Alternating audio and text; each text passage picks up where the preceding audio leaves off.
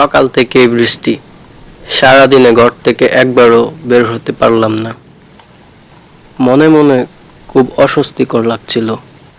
কতক্ষণ ঘরে বসে থাকা যায়? তাই ভাবলাম বাড়ি থেকে বের হয়ে লালু মিয়ার চায়ের দোকানে যাব। সেখানে চা খেতে খেতে বন্ধুদের সাথে একটু আড্ডা মারব।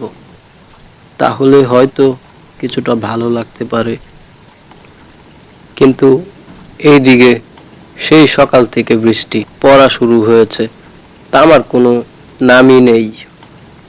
তাই মনে মনে ঠিক করলাম, না, এখন আর বৃষ্টিতে আমার অপেক্ষায় থাকবো না।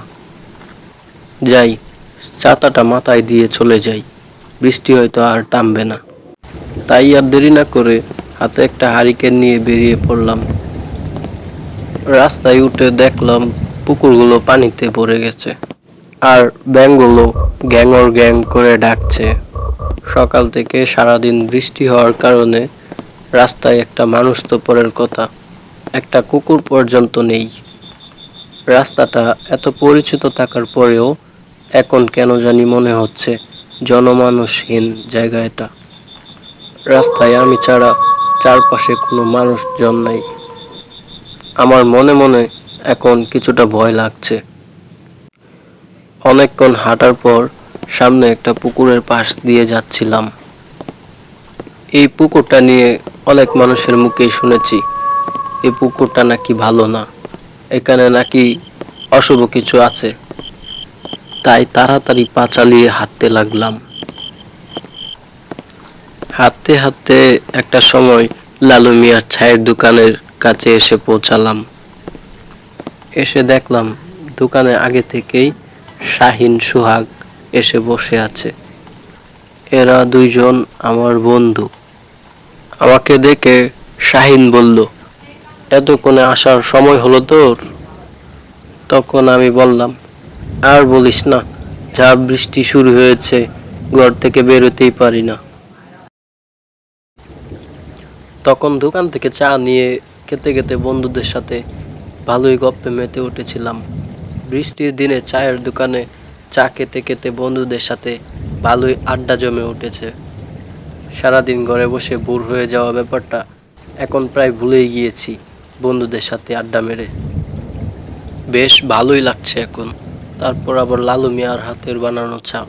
আমাদের এলাকায় বেশ নাম আছে লালু মিয়ার।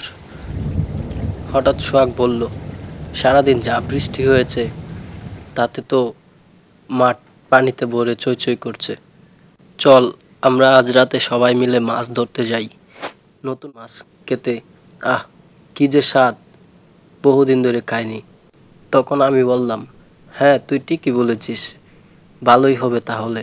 অনেক দিন ধরেই তো মাছ ধরতে যাওয়া হয় না, চল আজকেই আমরা মাছ ধরতে যাব।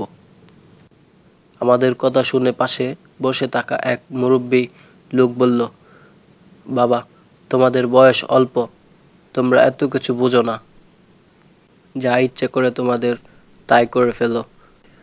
কিন্তু যাই করো না কেন বাবা, ভালোভাবে ভেবে চিন্তে করো। হঠাৎ মুরব্বী লোকটার মুখে এসব কথা শুনে আমরা সবাই কিছুটা অবাক হই। তখন আমি মুরব্বী লোকটাকে বললাম, কেন কাকা, কি হয়েছে? আমার কথা শুনে মুরব্বী লোকটা কিছুক্ষণ চুপ করে রইল।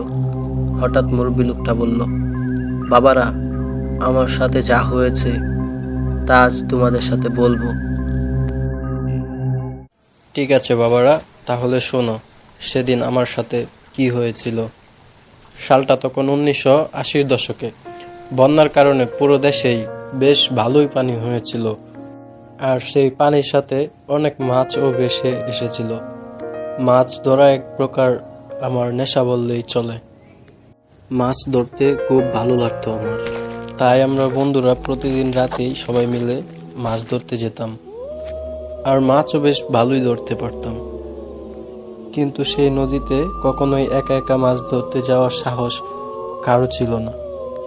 লোকমুখে শোনা এই পুকুরে নাকি অনেক বড় একটা মাছ কেকো পিশাচ থাকে। অবশ্যই আমি সেই নদীতে অনেক দিন ধরেই মাছ ধরি, কিন্তু কখনোই আমার সামনে সেই বিশাল দেহী পিশাচটা পড়েনি। তাই মনের মধ্যে এত ভয় ডরও ছিল না। একদিন রাতে খাওয়া দাওয়া শেষ করে সেই আগের দিনের মতোই বেরিয়ে পড়লাম মাছ ধরার উদ্দেশ্যে। বন্ধু জামালের বাড়িতে আসলাম। জামালের বাড়িতে এসে জামালকে ডাক দিলাম, কিরে জামাল, মাছ ধরতে যাবি না আজ? কিছুক্ষণ পর জামাল বেরিয়ে এলো, বলল, না রে, আমার শরীরটা আজ ভালো নেই, তাই আজ মাছ ধরতে যাব না। আর তুইও যাস না ওদিকে একলা একলা, বাড়িতে চলে যা, কাল না হয় আমরা মাছ ধরতে যাব। জামালের কথা শুনে আমার কিছুটা মন খারাপ হয়ে গেল। এত আশা করে আসছি আজ মাছ ধরতে যাব, এদিকে এসে দেখি জামাল অসুস্থ। তাই আর কি করব, জামালকেও আর বেশি সাধলাম না। তখন আমি ভাবতাছি আজ কি করব, আমি কি আজ মাছ ধরতে যাব নাকি যাব না। এসব ভাবতে ভাবতে মনে মনে ঠিক করলাম, তোর কিছুই হবে না আমার। ওই জায়গায় আজ আমি একাই মাছ ধরতে যাব। এতদিন ধরে মাছ ধরি, কিছুই তো চোখে পড়েনি, আজও আমার কিছু হবে না। তখন মনে কিছুটা সাহস নিয়ে আবার সেই নদীর দিকে হাঁটতে লাগলাম।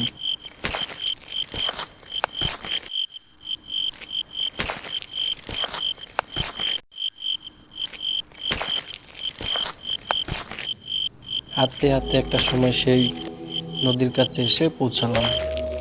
এসে দেখলাম পুরো নদীটা একদম শান্ত হয়ে আছে, নদীতে কোনো মানুষজন নেই। অন্যদিন আসলে দেখতাম দূরে দূরে অন্য অন্য মানুষেরাও মাছ ধরছে, কিন্তু আজ পুরো নদীটা শুধু আমি একা। আর দূর থেকে শিয়ালের হুক্কা হুয়া ডাক ভেসে আসছে। মনে মনে কিছুটা ভয় হচ্ছিল, কিন্তু কি করব, এসে যখন পড়েছি তাই আর কালি হাতে তো আর ফিরে যাব না। মনে মনে কিছুটা সাহস জুগিয়ে জাল ফেললাম। কিছুক্ষণ জাল টানার পর দেখলাম ভালোই মাছ হচ্ছে। এত মাছ উঠছে থেকে তখন মনের ভয় ডর সব চলে গেছে। বেশ ভালোই লাগছিল আজ মাছ ধরতে। একা একা এসেছি, মাছটাও বেশি উঠছে। এভাবে মাছ ধরতে ধরতে যখন আমি আবার জাল টান দিতে গেলাম, তখন মনে হলো কেউ আমার পিছন দিয়ে এসে আমার গায়ে হাত রেখেছে। আর হাতটা ছিল অনেক শীতল। আমার মনে হচ্ছিল কেউ এসে মনে হয় আমার কাঁধে বরফ ঢেলে দিয়েছে, এত শীতল ছিল। পিচাসটা আমার দিকে তাকিয়ে বলল, কিরে, ভয় পেয়েছিস নাকি? এত রাতে একা একা মাছ ধরতে এসেছিস? তোর তো মনে হয় অনেক সাহস, তাহলে ভয় পাস কেন? হে পিচাস, দয়া করে আমাকে মেরো না, আমাকে ছেড়ে দাও, আমি আর কখনোই এখানে মাছ ধরতে আসবো না।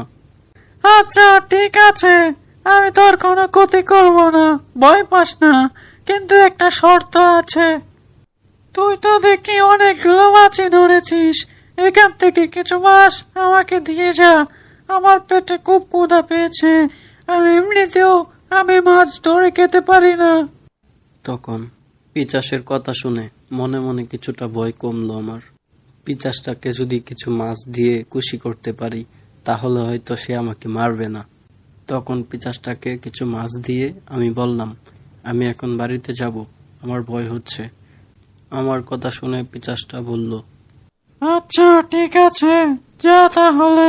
তবে মনে রাখিস, আর যদি কখনো তোকে একলা একলা এই নদীর পারে পাই, সেদিন কিন্তু তোর মাছ খাবো না, সোজা তোকে খেয়ে নিব।